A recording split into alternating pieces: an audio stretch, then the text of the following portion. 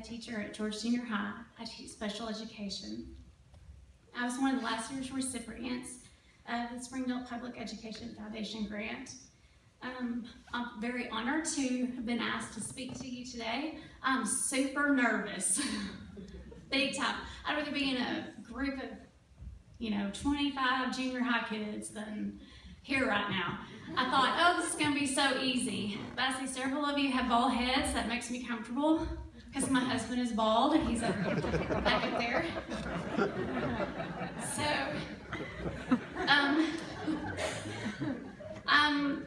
I think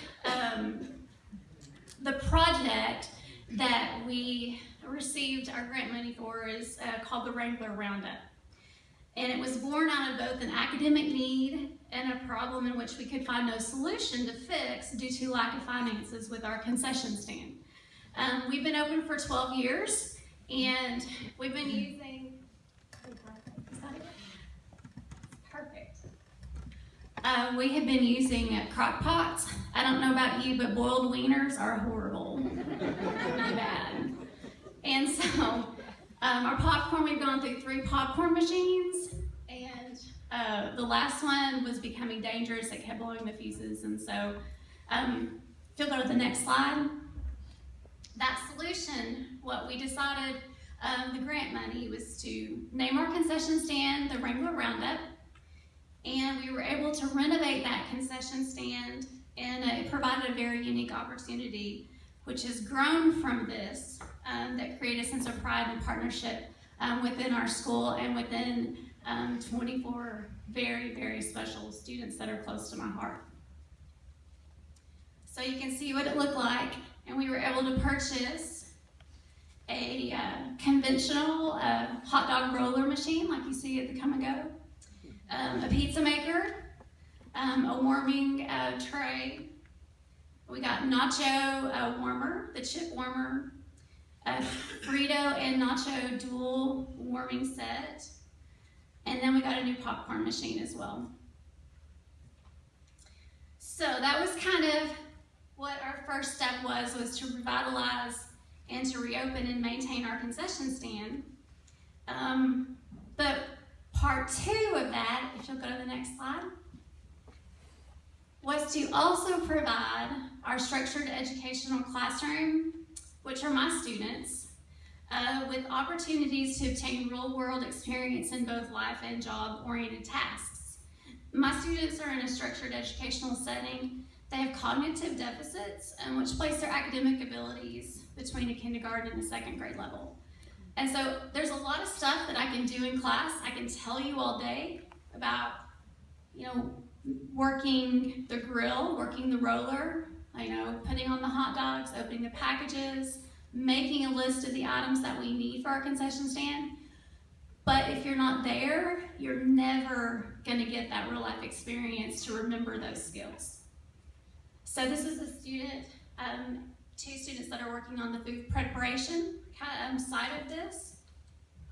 They're learning how to follow directions and sequencing tasks. They're learning how to work together, proper food handling and storage. Next slide. And then we have here, they're not just working on that aspect, but it moves into stocking and inventory, marketing and advertisement, working with the public. These are skills that cannot be taught in a classroom. But because our students are ages 13 to 15, they're not able to go out and get real jobs, obviously. They don't have opportunities unless they babysit some for their families, and they do that. But for real positions, real work experiences that are gonna make them viable in the job market these days. Some that are 16, they lack the employability skills needed to maintain a job. So we are able, with this grant, to be able to provide this to them during our life skills class, which we kind of use as job skills and life skills at the same time.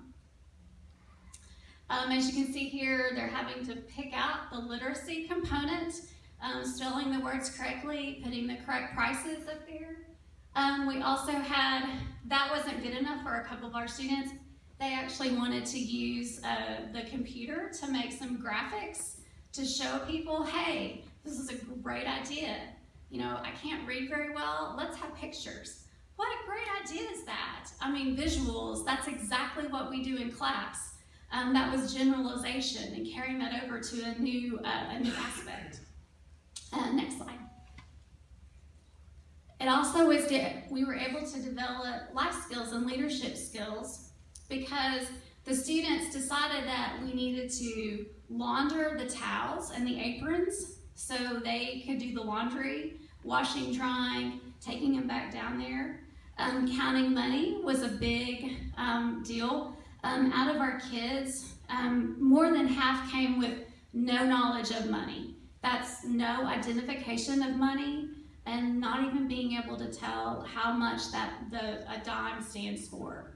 And so we worked tirelessly on these skills, using peer tutors coming in from different places to help our kids to be able to count money, which is important. And I'm glad to announce that 8, and I know odds percentage-wise it's not great, but 8 out of 24 of my students with cognitive challenges are able to mentally add math, concession stand numbers in their head and count back change to you if you give them a $10 or a $20 bill. Yes.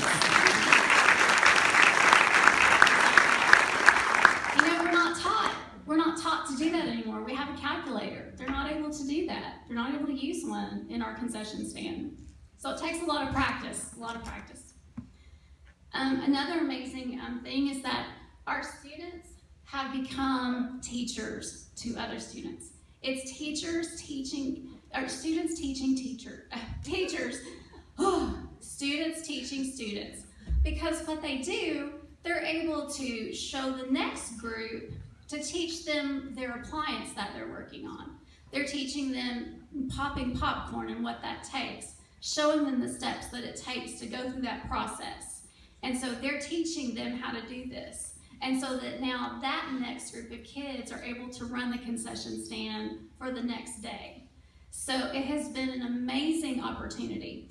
Our third goal, if you'll switch slides, was to make sure as part of our grant, one of the questions was asked, how are we gonna see that there is some self-sustaining aspects of it? Well, last year, at the end of our school year, our profits totaled $940. This year, $3,266 with our new equipment. So with that, we were able to actually provide a service to our groups within our school. If they would volunteer their time, then we would give them a portion of the profit, which helped with their fundraising. And with our school, fundraising is a big issue. It's hard for kids to have the money that they need to play the sports that they need, to buy the new uniforms, to make travel arrangements and stuff. So we were actually able to have them come in and get not only community service hours, but also fundraising for their specific area that they work. So next slide. I think all in all, we could never have done this without the grant that we received from the Education Foundation. I feel like this is going to be bigger and better next year. I can't wait. My kids are already asking if they can work and if they can train other kids. It could not have been possible without the help. So from George Junior High, on behalf of all of our students, we thank you so much for choosing us to receive this grant. Thank you.